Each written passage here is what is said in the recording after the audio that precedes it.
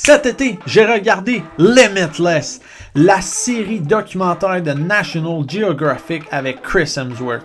J'ai checké la saison 1, sortie en 2022. La saison 2, elle vient de sortir en 2025, là, fait que c'est sûr que je vais la regarder prochainement.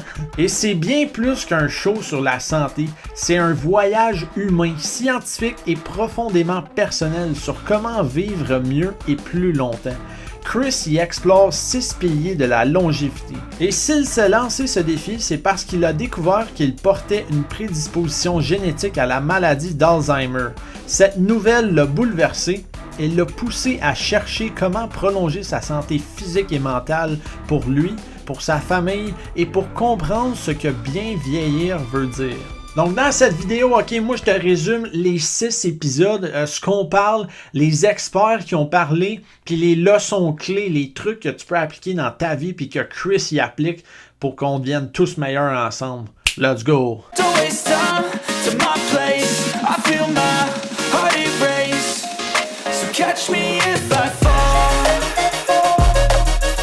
Épisode 1. Stress Proof.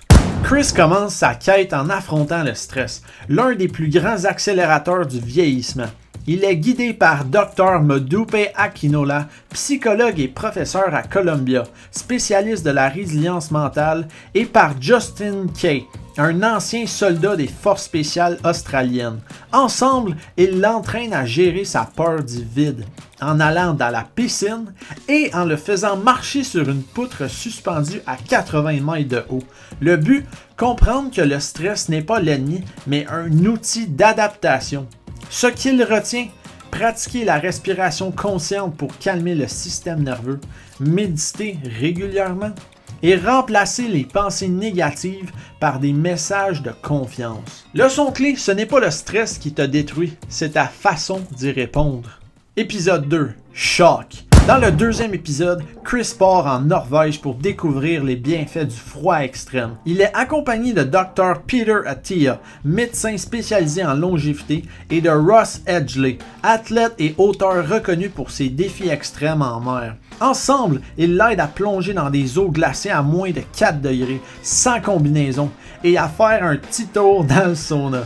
Dans le fond, la thérapie chaud-froid possède beaucoup de bénéfices. C'est le combo gagnant. Les effets combinés sont activation du système immunitaire, réduction du stress oxydatif, accélération de la récupération musculaire, meilleure gestion du stress mental et physique, effet boost d'énergie et de clarté mentale. Voici un résumé créé par ChatGPT avec un exemple de protocole selon Peter Attia et Andrew Huberman, deux docteurs vraiment réputés puis que je suis, là, que j'adore boire leurs paroles, leurs trucs. Ne pas oublier aussi de terminer avec le froid pour un effet tonifiant. Ce que Chris retient de cet épisode, terminer ses douches à l'eau froide, pratiquer des bains glacés réguliers et des séances de sauna aussi. Leçon clé, un peu d'inconfort rend ton corps plus résilient. Épisode 3. Fasting.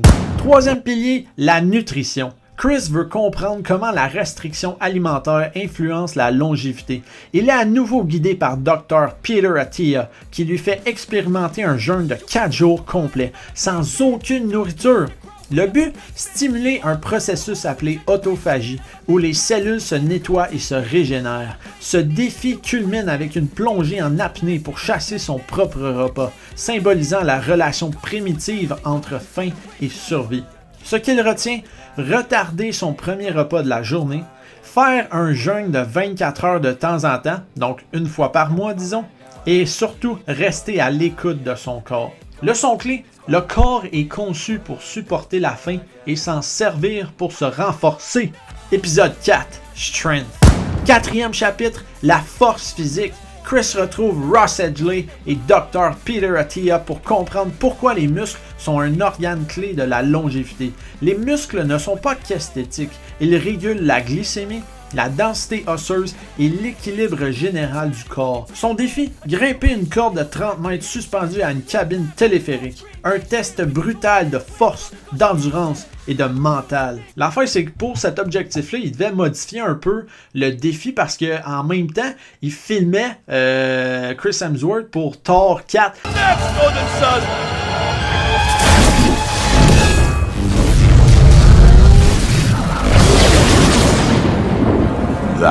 The sound of lightning.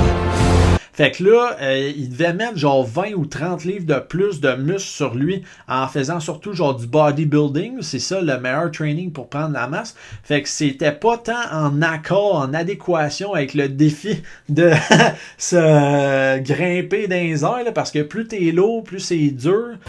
On a place, les gars. On va faire des pull-ups en haut. Quoi?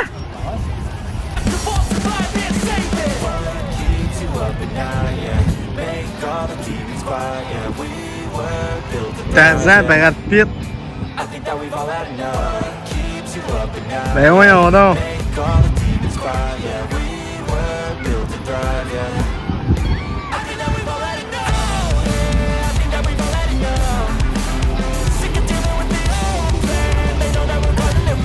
C'est nice, man. Ce qu'il retient, entraîner sa force fonctionnelle, pas seulement soulever des poids. Combiner puissance, cardio et mobilité, et finalement intégrer des mouvements naturels, donc escalader, tirer, pousser, ou mettons que tu fais du travail manuel, là, ben quand tu fais de l'exercice chez toi, essaie de travailler des muscles qui vont t'aider dans ta job.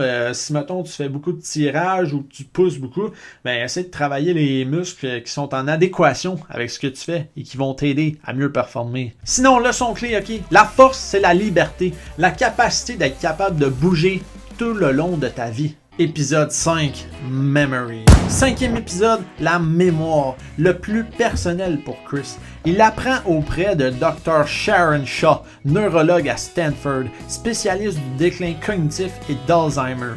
Pour entraîner son cerveau, Chris part en pleine nature avec Otis Hope Carey, artiste et surfeur aborigène. Ensemble, ils doivent naviguer sans GPS en s'appuyant sur leur sens, leur mémoire spatiale et la connexion à l'environnement.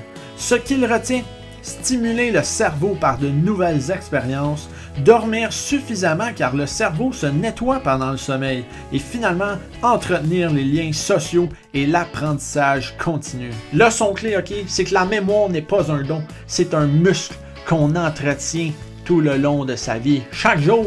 Épisode 6, Acceptance. Le dernier épisode est le plus éprouvant, accepter la mortalité. Chris est accompagné de Dr. B.J. Miller, médecin en soins palliatifs, et de Alua Arthur, une accompagnante de fin de vie, aussi appelée Death Doula.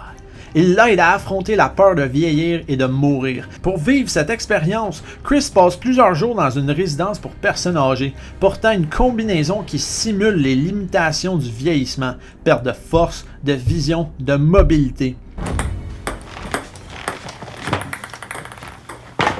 Come on, Chris. You giving up already? Shut up, Gary. Même qu'à la fin de cet épisode-là, là, sa femme, dans le fond, qui était aussi actrice, là, elle a joué dans Fast and Furious 5, ok? Puis dans d'autres films. Elle se transforme, elle se laisse maquiller.